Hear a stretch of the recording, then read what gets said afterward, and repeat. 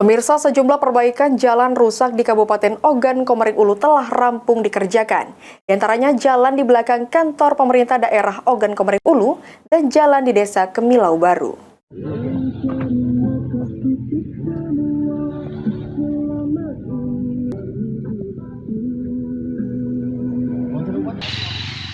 Sejumlah perbaikan jalan rusak di Kabupaten Ogan Komering Ulu telah rampung dikerjakan. Ruas jalan yang selesai diperbaiki diantaranya jalan belakang kantor pemerintah daerah Ogan Komering Ulu, jalan kemiling di Desa Kemilau Baru, serta sejumlah jalan di area perkotaan seperti Lorong Duku Baku, jalan area RS Sriwijaya, dan Jalan Ganesa. Proyek tersebut dari pengajuan tahun 2023 lalu dan dirampungkan pada awal tahun 2024.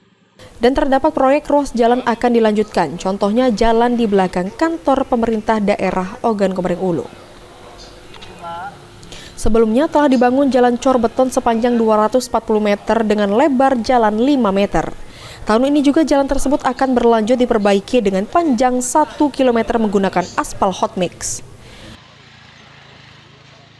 Menjaga jalan ini sehingga umur jalan yang sudah selesai ini dapat berlangsung lama, dan ini merupakan kegiatan dari awal tahun yang sudah direncanakan dan sudah dimatangkan oleh para teman-teman kepala UPD beserta pejabat bupati sebelumnya dan juga DPRD, pimpinan DPRD, sehingga alhamdulillah masyarakat hari ini bisa merasakan kondisi jalan yang sudah bagus.